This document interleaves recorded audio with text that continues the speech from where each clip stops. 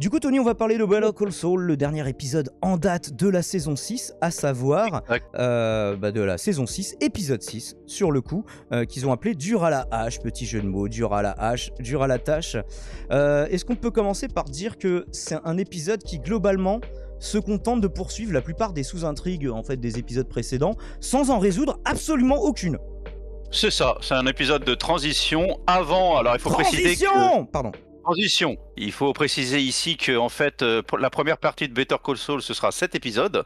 Donc c'est l'avant-dernier de la première salve. Et ensuite, tu auras la deuxième... C'est en deux parties. Tu auras la deuxième salve en juillet, qui sera de 6 épisodes. Va. Je croyais qu'on allait attendre des mois et des mois, moi. Voilà, juillet. Mais je trouve ça complètement con. Je comprends pas pourquoi ils enchaînent pas avec 13 épisodes. Surtout pour nous de mettre des épisodes comme ça de transition un peu con. Bon, il y avait quand même des choses à repérer, hein, on va en parler. Il y avait des choses quand même sympas, mais voilà. Moi qui rentre de Bruxelles, je t'ai pas dit, mais moi je suis rentré de Bruxelles. Ça me fait du bien de retrouver mon petit chez moi. Alors, je sais pas si t'es déjà allé en Belgique. Après, on parle vite fait de l'épisode. Enfin, je vais parler vite fait de Bruxelles plutôt. Je sais pas si t'es allé en Belgique, mais c'est vrai que c'est un autre monde. Moi, j'étais, tu sais, en Flamandie. Un peu comme téléphone, tout ça. C'est un peu ça. Alors, j'étais en Flamandie, tu vois, côté Malines, mais ils appellent ça Mechelen. Ce que j'ai pas compris, tu vois, c'est toutes ces histoires de voyelles. J'ai jamais vu, en fait, bon, c'est néerlandais, tu vois, mais il y a des voyelles partout. Et moi, je voulais m'amuser, tu sais, à regarder les chiffres et les lettres, J'allais faire une vanne là-dessus, oui. Voilà. Et en fait, c'est ça. Les tirages, c'est que des A, des O, des E, des I. Et je me suis dit, mais putain, mais comment c'est possible de faire un mot, quoi.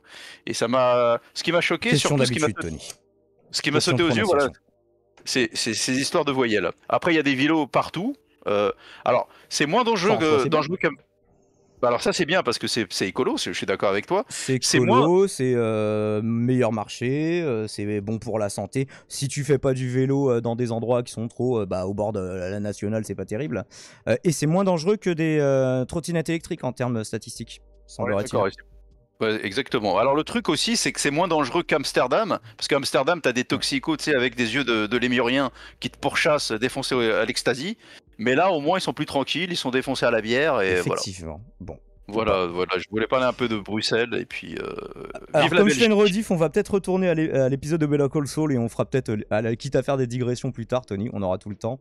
Mais je ne veux pas abuser de la patience des personnes qui vont regarder la rediff. On commence par un flashback de Kim qui était une voleuse à l'étalage plus jeune. Et alors sa mère fait semblant de la sermonner, mais en fait c'est pour bien plus tard, une fois sur le parking, dire oh bah j'ai réussi à chouraf ça, bien wesh ma fille, tu n'as pas été condamnée. Et donc on se demande si son goût de la justice et du droit viendrait pas paradoxalement, ou plutôt par réactance du comportement de sa mère. Mais alors dans ce cas, je me demande qu'est-ce qu'elle fout avec un mec comme Jimmy qui ressemble un petit peu à sa mère en mode filouterie. C'est peut-être une sorte de proto-Jimmy qu'elle a connu dans son enfance. Du coup, est-ce que symboliquement, elle se tape sa mère? Je sais pas si on peut dire ça.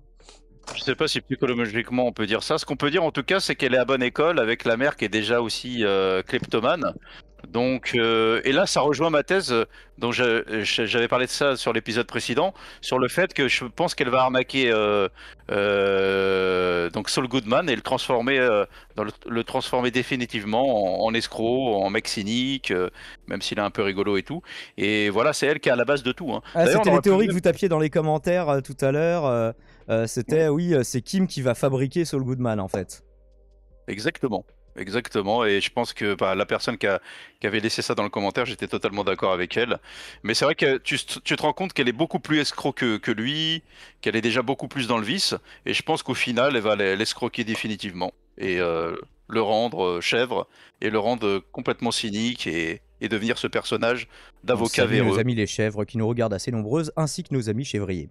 On me voit plus sur le chat qui te dit Tony, si je te dis sur le lac vert, est-ce qu'il y a une private joke que je n'ai pas saisie? Alors, Tony, si je te dis sur le lac vert, là, non, il faut que tu développes. Précise ta pensée. Précise ta pensée. Enfin bref, back to Howard cette fois, on a le droit à la morning routine de Howard. J'ai trouvé ça plutôt rigolo, toujours avec une petite musique jazzy, on voit qu'il est bien dans l'opulence, et il tchatche sa femme. Il lui a quand même préparé une jolie tasse de cappuccino avec un symbole Peace and Love dessiné en crème de lait, et elle s'en bat les couilles en fait, elle prend le truc, elle le transfère dans un mug et elle le regarde même pas de merci, rien. Exactement. Il a l'air de pas être très respecté. Exactement, là il est tiré à 4 épingles, donc tu le sens très maniaque, bah, déjà tu le vois par ses vêtements, et en plus sa femme a l'outrecuidance de renverser quelques gouttes de lait qu'il a au préalable bien élaboré et tout sur le plan de travail. Bon, après il passe un peu son petit chiffon et tout, et voilà, il est très précieux cet Howard, quoi. Et tu sens que le mariage est raté, hein. Tout est foiré, sa femme se barre dans une soirée avec des amis. Bon, ça j'ai pas Elle le percuté laisse. ce genre de truc, mais en tout cas visiblement c'est chez son psy, il parlait d'elle comme quoi elle s'en foutait, qu'elle réagissait pas.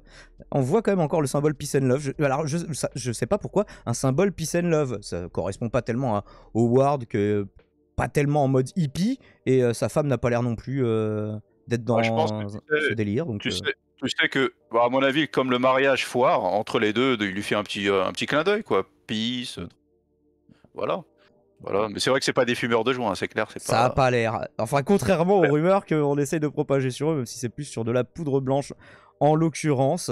Est-ce que. Alors, moi j'en arrive direct, il y a des scènes entre, mais je les ai pas trouvées spécialement marquantes. Est-ce que il y a quelque chose qui t'a interpellé entre cette scène et celle du veto? Oui. Alors, il y a un truc qui m'a choqué, juste, bah, ça c'est plus personnel, de mélanger du café et du lait. Déjà, moi, j'ai trouvé ça choquant, tu vois.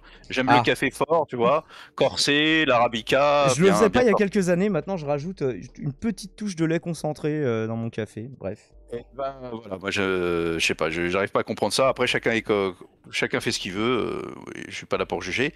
Mais c'est vrai que ça m'a un peu choqué. Là, je ne l'ai pas fait, pour te faire plaisir.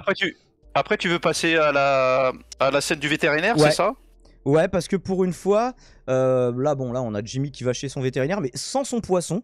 Donc il n'y a pas l'excuse du poisson. Alors c'est vraisemblablement pour préparer un coup louche, même si on ne comprend pas forcément tout. Et on développe un poil, jeu de mots, le personnage du vétérinaire dans cette scène où il explique que voilà, ce qui est important pour lui, c'est les animaux qu'il sauve.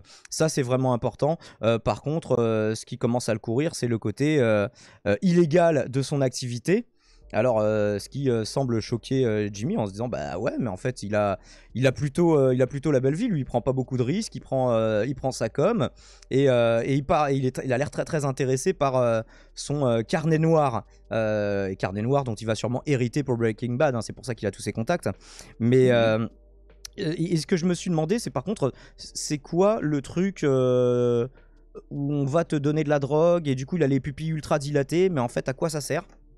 Alors, à mon avis, on va le savoir plus tard. On le saura plus tard, mais ça fait partie des trucs qui sont lancés dans cet épisode pas résolus, ou poursuivis dans cet épisode et pas résolus. Moi, je veux quand même qu'il y ait un peu de résolution, tu vois, d'un mini-arc narratif, d'une sous-intrigue quelconque. Oui, parce que t'es trop impatient, Dai. Hein, c'est tout à ton honneur. J'attends une semaine pour voir mon épisode. Je paye mon abonnement à Netflix que je paye pas grâce à Aurélien, merci à lui. D'ailleurs, voilà. merci Aurélien. Mais d'ailleurs, en parlant de ça, moi j'ai laissé un tweet sur Netflix France. Là, il y a eu 5 minutes de retard. Je trouve ça inadmissible, Netflix France. Inadmissible. Inadmissible. Parce que nous, on aime notre épisode et on veut l'avoir. On veut l'avoir à l'heure. Bon, déjà, on avait. Est-ce que tu m'entends? Non, on va peut-être pas faire ça à la DG, mais. Déjà qu'on voulait. Salut Padawan. Voilà, plus de Tatooine. On a déjà fait un hashtag là-dessus. No more Tatooine. Déjà, on les a enchaînés. Ouais, mais nous, on commence en retard le Sérivore, donc quelque part, est-ce qu'on a le droit d'engueuler Netflix? Ah ouais, mais ils savent pas vu que c'est pas une rediff. Oubliez ce que j'ai dit, Netflix. Voilà. Faites gaffe, Netflix, quand même. Et voilà. Commencez à l'heure, Netflix. Ça va pas le faire sinon. Mettre du lait dans son café, c'est raciste? C'est vrai, quelque part, Crax. Moi, on m'a dit que c'était islamo-gauchiste, mais je sais pas trop du coup. Et je continue de le faire, dans le doute. Alors, je sais pas de quoi vous parlez là. Voilà. Je rentrerai pas dans ces trucs-là. Surtout qu'en ce moment, c'est la nupe à fond. Donc, je te laisserai parler de la nupe et du café. On en parlera plus tard. Bref. Voilà, du lait et du café. Juste pour en revenir à cette scène du vétérinaire, moi j'ai trouvé. Comme toi, chiante à mourir, le vétérinaire qui nous raconte sa vie, il a des photos d'animaux. Moi j'ai bien aimé qu'on le développe un petit peu, c'était pas trop, tu vois, c'était genre 40 ou 50 secondes de développement pour toute une série, on s'en fout. Mais par contre, on l'a vu souvent et j'aimais bien quand même avoir un background de ah bah non, il fait pas ça que comme couverture, il fait ça parce qu'il aime vraiment son métier et pas juste pour faire l'intermédiaire avec des voleurs, des gros bras, des délinquants. Ça, c'est un bonus, tu vois. C'était pas sa raison d'être à la base. D'accord. Et ça l'est de moins en moins. Tout son background, moi, honnêtement, je m'en branle. Non, le veto, là. Ça aurait duré 10 minutes, j'aurais dit la même chose. Là, ça dure 50 secondes, mec. C'est 50 secondes de trop. Alors, il faut préciser aussi que le réalisateur de l'épisode, c'est Gustavo Frings, quand même. Ah, c'est Giancarlo Esposito ? C'est Giancarlo Esposito qui réalise l'épisode. Alors, ils font souvent ça maintenant dans la série. Tiens, on va prendre un personnage principal. Allez hop, toi tu réalises. Souviens-toi, il y a Kim qui a réalisé aussi. Et Kim, franchement, je la trouve meilleure réal que Gustavo Frings. Alors là, j'ai pas noté en termes de réal des trucs si fous. Il y a juste un plan à la fin dont je parlerai. Mais je reviendrai dessus du coup. Mais c'est vrai qu'il n'y a pas eu de truc de fou en termes de réal. Donc Giancarlo, t'es un très bon acteur, mais pose ta caméra et fais autre chose. Boom boom bang bad boys, pose ton gun, ou pose ta caméra en l'occurrence du coup. Pourquoi pas. C'était une des chansons préférées de mon père. Qu'on salue dans l'au-delà. Alors on a Kim qui, après une plaidoirie justement, son côté bonne action du jour, où elle passe 50 heures à préparer une défense qui va lui rapporter $700, donc ce qui est complètement à perte, mais justement c'est pour ça qu'ils ont des business à côté.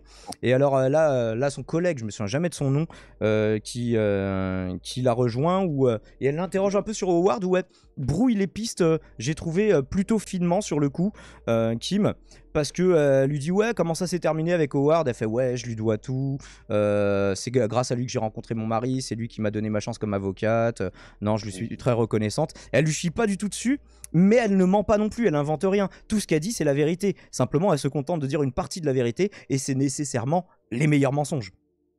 Ouais, bah le vieux, en fait, c'est l'associé dans HHM. T'as les deux, t'as Howard, t'as donc ce deuxième, la personne âgée, là, avocate, le deuxième H, et t'avais McGill. Donc c'est l'un des trois associés, en fait, hein, le petit vieux. Et non, il n'était pas dans notre cabinet, lui ? Non, il bossait conjointement ? Non, il me semble que c'est le. Je pense que tu confonds avec le petit, là, qui a essayé d'engrainer aussi Kim. Il voulait se la taper. Non, lui, il était brun, rien à voir, ouais. Ah, alors peut-être que, je sais pas, je confonds les vieux là. Mais en tout cas, lui, tu vois qu'il est en kiff sur Kim, hein, ça c'est sûr. Alors je sais pas s'il arrive encore à bander, le pauvre vieux. Mais en tout cas, en kiff professionnellement, en tout cas, ça c'est sûr. Ah non, mais tu sens dans ses yeux le vieux pervers quand même. Hein. Ah bon, ça c'est ton ressenti après. Voilà, est-ce que t'as un détecteur à vieux pervers un peu ? Un peu. Je suis un peu comme une bonne femme. Tu sais que les femmes sont très fortes pour ça. Et j'ai vu dans ses yeux le regard un peu, tu sais, un peu lubrique, et qui veut se taper Kim. Et on sent déjà qu'ils se rapprochent les deux. Alors est-ce qu'il sera pas dans l'arnaque finale avec Howard ? C'est possible aussi. L'avenir nous le dira. Tant de suspense dans cette série. C'est incroyable. Nous verrons. En tout cas, oui, l'issue qui semble se rapprocher, peut-être qu'il va être relié à cette affaire dont s'occupe Kim, justement. Mais moi, personnellement, je les vois mal se séparer, Jimmy et Kim. Là, j'ai essayé de retrouver leur scène de baiser, où c'est quand même un baiser plutôt passionné, alors qu'il se passe rien de spécial. Ouais. Et tu te dis, ben non, ils peuvent pas se séparer d'ici quelques épisodes, donc il va forcément se passer quelque chose de grave. C'est ça qui va être horrible, exactement. On le sent qu'ils vont se séparer et qu'elle va lui faire un coup de crasse. Et d'où la scène d'entrée, hein, quand tu la vois en jeune kleptomane. Et malheureusement, il va en souffrir, hein, Saul Goodman. Et j'ai trouvé, je t'en parlais tout à l'heure en off, je trouve l'acteur extrêmement fatigué. Alors, faut expliquer que, justement, ça s'explique, parce qu'il a eu une crise cardiaque sur le tournage, vu que c'était au Nouveau-Mexique pendant l'été. Sur le tournage de cette saison. De cette saison, 6, exactement. Et comme, en fait, ils étaient en plein tournage au Nouveau-Mexique sous une chaleur écrasante, forcément, le Bob, c'est comme ça qu'il s'appelle de ce Kirk, ou je sais plus exactement son nom. De Kirk, elle a fait une crise cardiaque et c'est vrai que je le sens un peu fatigué, hein. Vraiment, tu sens que je sais pas s'il l'a fait avant ou après cette moi sans savoir ce truc là, du coup j'ai rien tilté sur cet épisode en tout cas. Moi je trouve extrêmement cerné, un peu mou du genou et tout. Mais limite ça peut être justifié par le scénario où le mec il enchaîne les clients sans s'arrêter, il doit pas compter ses heures, et du coup ça peut justifier que limite là le personnage de Jimmy McGill pourrait avoir une crise cardiaque en fait, vu comment il arrête pas. Ouais, c'est ça. Par contre, ouais, il est speed, il est dans ses Donc embrouilles. Moi, ça m'a pas choqué. Ouais, mais voilà, c'est juste le ressenti que j'avais sur l'acteur, quoi. Et voilà, j'ai une pensée pour lui aussi, parce qu'il s'est rétabli, Dieu merci, et il va bien. Donc, tant mieux. D'accord. Ensuite, on a une scène où on retrouve Lalo. Lalo, bah, on se demande toujours quand on va le revoir, du coup, vu que c'est par lui que avance l'action, à mon avis, probablement en finale. T'avais une scène entre les deux ? Vas-y. Ouais, il y a la transformation, tu sais, la transformation de son bureau. J'ai un peu tilté dessus, tu sais. Il l'a transformé en bureau tu sais, en salon du 18e siècle, tu vois, avec des moulures. C'est pas lui, c'est son assistante, Francesca. Voilà, j'ai trouvé ça assez sympa, quoi, parce que et c'est la deuxième phase de transformation. Ensuite, ce sera beaucoup plus biblique et tout. Et voilà, ça m'a fait penser vraiment à un salon du 18e siècle, tu sais, du temps des précieux, des précieuses. Voilà, c'était juste pour faire un petit aparté là-dessus. Et effectivement, la scène avec le bûcheron, elle est beaucoup plus intéressante. Ouais. Où il attaque un bûcheron allemand, alors tu te doutes qu'il est relié à Weiner, du coup, puisque c'est les seuls personnages allemands qu'on a rencontrés dans Better Call Saul. Alors, ce que j'ai pas compris, c'est comment il y a un combat qui s'ensuit où Lalo il est en mauvaise posture, il se mange un coup de hache, alors pas avec le tranchant, mais en tout cas il se fait péter une côte et il arrive à retourner l'issue du combat. Alors qu'il y arrive, pourquoi pas, mais j'ai pas compris avec quoi il a coupé le visage du bûcheron avant de lui prendre sa hache. Et après il lui coupe une jambe en mode balèque. Alors comme tu étais un peu dans le speed, je vais je me suis repassé la scène plusieurs fois au ralenti en faisant pause et tout. Alors moi je l'ai vu. En fait, il file une carte au gars, mais dans la carte, qu'il le griffe. Ah ouais. Alors il y a la carte, mais sur la carte, en fait, collé sur la carte, t'as une lame de rasoir, en fait, et c'est comme ça qu'il lui assène un coup au niveau des yeux. Est-ce qu'on nous avait montré que sur cette carte il y avait une lame de rasoir ? Mais non, subtilité encore une fois. T'es dans une série extrêmement subtile, c'est incroyable. Après, ça va partir, comme je te disais l'autre fois, en multivers. Ça va très vite, hein, Il y a le Docteur Strange, ils sont capables de. Ah oui, non, on voit une lame de rasoir derrière, effectivement. Ah oui, c'est le détail que je n'avais pas vu. Là, vous voyez, j'en trace le contour avec ma souris. Effectivement, il y a une lame de rasoir derrière. Bien joué, Lalo. Enfin bon, c'est méchant, mais bien joué. Bien joué. En plus, il y a une petite référence à Peaky Blinders, donc c'est sympa. Ouais. C'était pas dans un béret cette fois, mais. Voilà, c'était dans une carte de visite. Et donc, et ça lui fait il cisaille les yeux de l'allemand. Hein. Avant de lui prendre sa hache, la retourner contre lui couper une jambe et il lui file quand même une ceinture en disant tiens, fais-toi un garrot parce que je veux pas que tu vides de ton sang, j'ai quelques petites questions à te poser. Bon, le mec il est déjà bien amoché avant la première question. Hein, c'est pas jouer au football tout de suite. Alors, surtout que les Allemands ils aiment bien le foot, c'est sûr que le football il va pas y aller tout de suite. Et puis c'est vrai qu'il y a le petit conseil médical de Lalo, j'ai trouvé ça sympa. Fais-toi un petit garrot là parce que tu vas beaucoup saigner, tu vas te vider de ton sang. Et il me semble qu'il parle de Starsky et Hutch. Oui, c'est tout à fait. On parle de Starsky et Hutch, effectivement. Exact. Du coup, on va pouvoir revenir, oui, justement, puisque toi t'en parlais, sur l'assistante de Jimmy, Francesca, qui alors avait insisté pour refaire la déco, et elle doit être bien dégoûtée en fait, parce que déjà la salle d'attente ultra bondée. Et les gens ils s'en battent les couilles. Il y a une meuf, elle se fait couper les cheveux, l'autre il pose son yep plâtré, il y en a un qui écrase sa clope. Ça va être un petit peu too much. C'est le moment où il y a un mec qui va carrément pisser dans le bureau de son avocat. Là tu te dis non mais les gars, non mais même vous êtes des délinquants, même vous êtes drogués, tu sais que le moment à ne pas faire ça c'est chez le juge et chez ton avocat. Tout le reste du temps tu peux faire pipi, hein. Mais pas à ce moment là. Oui, un respect. C'est vrai qu'ils ont aucun respect. Bon après sur l'avocat, bon il peut pisser. Le juge c'est plus compliqué. L'avocat encore il peut se permettre. L'avocat tu dis oui je le paye, j'ai le droit de faire pipi, oui c'est vrai. Voilà, tu peux pisser sur ses pompes. Et on salue tous les avocats qui nous écoutent, hein, ainsi que tous les autres légumes. Vous faites un bien noble métier, nos amis avocats. Il en faut, évidemment. Mais effectivement, non, pisser sur un juge, non. Ça par contre, on est contre, il faut le dire ici. Alors il y a un petit coup de pression d'un des hommes de Gus. Alors j'ai pas compris pourquoi il vient embrouiller Mike. Il lui dit ouais t'as retiré des hommes. J'ai pas compris où est-ce qu'il avait retiré des hommes spécialement. Des hommes. Des hommes tu as dit. Des hommes. Des hommes. Ouais, il lui dit oui pourquoi t'as retiré des hommes tel endroit. Il fait bah voilà l'urgence, je m'adapte. Le mec il vient lui taper un coup de pression. Alors il y a quand même un échange assez épique. Ouais, si le boss il a un problème avec moi, il sait comment me joindre. Si toi t'as un problème avec moi, je suis juste là. Le mec il fait un petit sourire et il s'en va, tu vois. Parce que bon, c'est Mike, hein, c'est la chose, hein. Tu sais, c'est le mec massif. Il faut pas trop le faire chier. Envie de l'embrouiller. Et alors c'est marrant parce que du coup, vu que j'avance dans Breaking Bad que je suis en train de re-regarder, là ça y est, je suis retombé à l'épisode où Mike fait son apparition.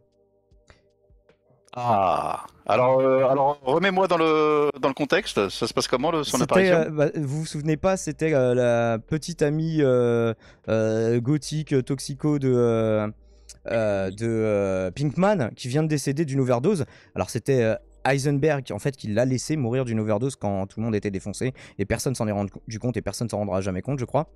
Mais exact, parce qu'elle faisait chanter pour une histoire d'argent, c'est pour ça qu'il la laisse mourir. Mais il hésite au début, il se précipite pour l'aider et après tu vois qu'il réfléchit, qu'il est et puis en fait finalement il la laisse mourir. Et du coup en fait c'est là que Mike vient faire le nettoyeur pour la première fois. Sauf que pour une fois il ne nettoie pas le corps et en fait il nettoie simplement le reste de l'appartement. Il donne la version à tenir pour Pinkman qui est un peu traumatisé.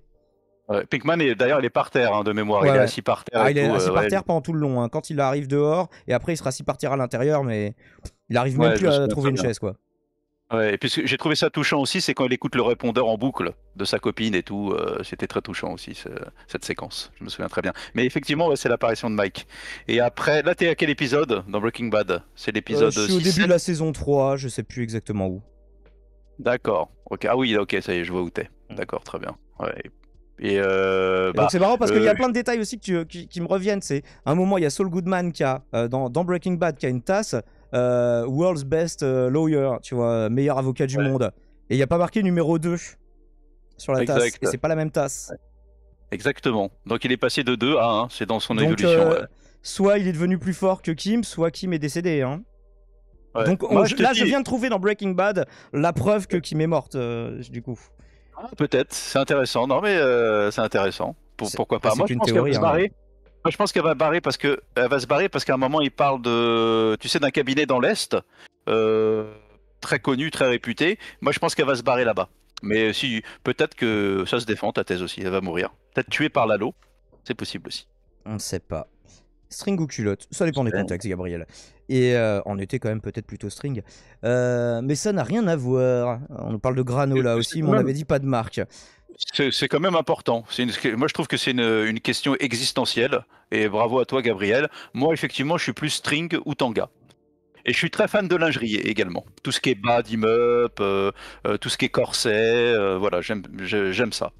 Donc n'hésitez pas. D'ailleurs, tu aimes aussi en porter, il paraît. Moi, j'ai eu des témoignages, mais... C'est faux! Ah, ce que tu dis est totalement faux! On a dit qu'on parlerait pas des chiottes de la loco, mais... On parlait d'avocat? Eh ben, je t'attaque en diffamation, sache-le. Eh ben, je serai défendu par Saul Goodman. Très bien. Bon courage. Alors, on va reparler un petit peu de Mike. Juste, toujours dans les théories, il y a un développement qui sert pas forcément à grand chose et qui est un peu plus long sur le coup avec sa famille et sa petite fille notamment qui regarde dans une lunette astronomique. Et je me disais, est-ce que on entend parler de sa famille dans Breaking Bad du coup, Mike? Parce que est-ce que je dois aussi m'inquiéter pour elle? Alors non, ne t'inquiète pas du tout. Je me souviens plus ça. Effectivement, alors il y a cette scène pour refaire le pont avec Breaking Bad. Souviens-toi de Breaking Bad, mais je pense que tu l'as pas encore revu. T'as les jumeaux qui viennent mettre un coup de pression à Mike, et justement ils vont se pointer devant la baraque de sa belle-fille et de sa fille. Et là c'est vraiment une ambiance tendue. Tu penses que les deux jumeaux vont tuer et sa belle-fille, la belle-fille de Mike, et sa fille. Mais ça n'arrivera pas. Donc ne t'inquiète pas. Donc elles font un scénario, ok. Parce que c'est ça le problème des prequels. En fait, quand quelque chose se passe avant une autre saga, bah tu sais quels personnages ne peuvent pas mourir. Tu te disais, bon, Obi-Wan Kenobi, je m'inquiète pas trop pour lui dans la prélogie, quoi, globalement. Voilà, ça, effectivement, ça enlève un peu de suspense. Mais tu peux ramener du suspense sur des personnages secondaires, oui. Donc moi je trouve pas ça dérangeant. Dans la série, bah par exemple, le suspense c'était sur Nacho Varga, bon avec la triste fin qu'on lui connaît quoi. Mais voilà, Gus, Mike, Saul, tu sais très bien que ces gens-là, il va rien leur arriver de trop grave en tout cas. Tant mieux d'ailleurs, tant mieux. Que Dieu les garde, vraiment. Hein. Vraiment, je veux qu'il ait les personnages. Et Lalo aussi, puisque Lalo il est dans Breaking Bad aussi, non? Ah non. Il n'est pas. Lalo va y passer. On en entend parler, en tout cas dans Breaking Bad. Je me souviens qu'à un moment, il cite Lalo Salamanca, mais je me souviens plus qu'ils disent qu'il est mort, donc je sais pas. Je me souviens que quand Saul Goodman, tu sais, il est pris en filature par Jesse et Walter White, il parle de Lalo, effectivement, mais je pense qu'on n'entend pas sa voix. Je pense que Lalo, il va y passer par contre. Hein. C'est dommage, mais il faut qu'il y passe, parce qu'on le voit pas dans Breaking Bad. C'est des enfoirés s'ils font ça. Ouais, mais moi aussi je l'adore, mais c'est comme ça, tu sais, c'est la vie des séries, quoi. C'est émouvant. Tout ça parce que voilà, le mec il coupe quelques jambes à la hache des fois. En plus, il C'est lui ment vrai, pas, il lui dit Margaret, il dit je lui ai rien fait. C'est vrai, il lui a rien fait. c'est vrai. Donc C'est il un coupe mec, des jambes, mais il a une éthique. Je tiens quand il même a à le une signaler. éthique. Voilà, exactement. Il nique des chevilles, mais dans le respect. Dans le Voilà, respect de du bien l'articulation. commun, voilà. Exactement. On a voilà le seul plan que j'avais trouvé un peu intéressant de cet épisode, c'est le pique-nique nocturne que vont se faire Jimmy et Kim sur la pelouse de Hamlin et McGill, justement HM. Un petit peu comme pour pré-shot leur triomphe, en mode on va bien vous niquer, et là limite on vient vous narguer, mais en fait vous venez sur les lieux du crime par avance un petit peu quelque part, hein. Est-ce que c'est pas une prise de risque de leur part de savourer leur triomphe si tôt? C'est ça, c'est le crime J-1 en fait, parce qu'on apprendra plus tard qu'on est à J-1 de leur grosse arnaque, qu'on verra je pense dans le premier épisode avant la coupure. Et moi je trouvais ça sympa, le petit pique-nique devant le lieu du crime. Et d'ailleurs, souviens-toi, il y a un moment, il y a un tableau, il y a tout un tableau avec tout ce qu'ils ont prévu, J-5, J-3. Ah, j'ai pas percuté à ça, tu vois. Et bah il y a un petit tableau avec des post-it et tout, c'est quand ils sont dans leur appartement. Et bah le J-1, enfin le J, le jour J, c'est une explosion. Donc je sais pas ce qu'ils vont faire sauter, mais il y a un truc qui va péter en tout cas, ça c'est sûr. Avec la Un drogue, dessin- la série, là? Ouais. Oui. Alors, il est moins question de drogue dans Better Call Saul, même si indirectement, bah voilà, il y a toujours le cartel, hein, donc évidemment. Mais c'est beaucoup plus prégnant dans Breaking Bad, étant donné que ils cuisinent leur maître, tu vois, et c'est un petit peu basé là-dessus. Exactement.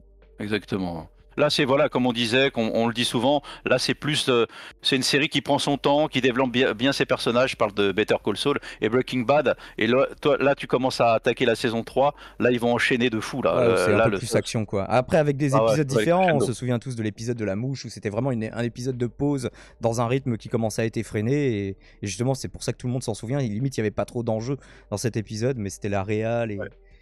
D'ailleurs, sur et le reste qui était. Hmm.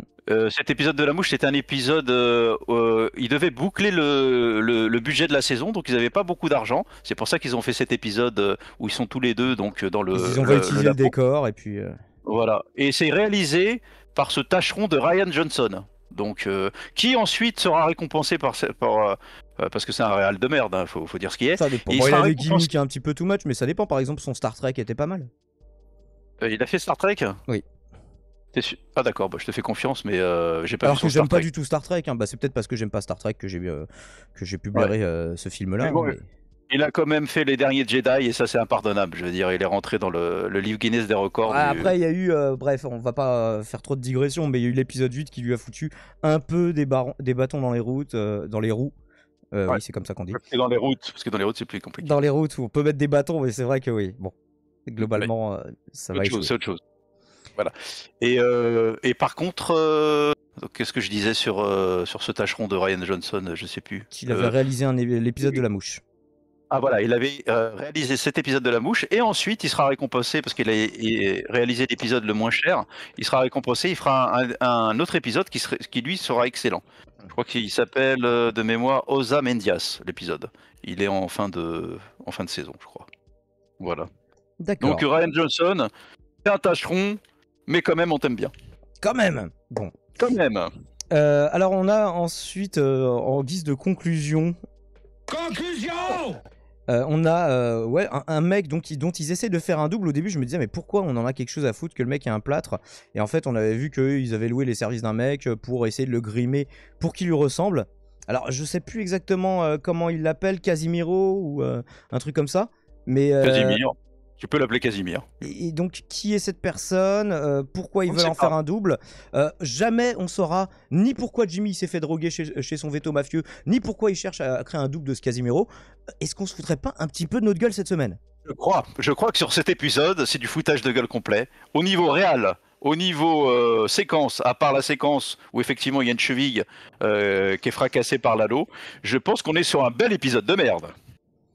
Bah ouais, après c'est surtout pour les raisons que j'expliquais tout à l'heure, quoi. C'est c'est pas tellement ni le problème du rythme, on sait que c'est une série qui prend son temps, mais là c'est juste désagréable d'attendre une semaine pour avancer 2-3 trucs, mais n'en résoudre aucun, pour lancer des nouveaux arcs, mais ne pas les résoudre non plus, et faut attendre encore une semaine pour espérer peut-être en savoir... Bon.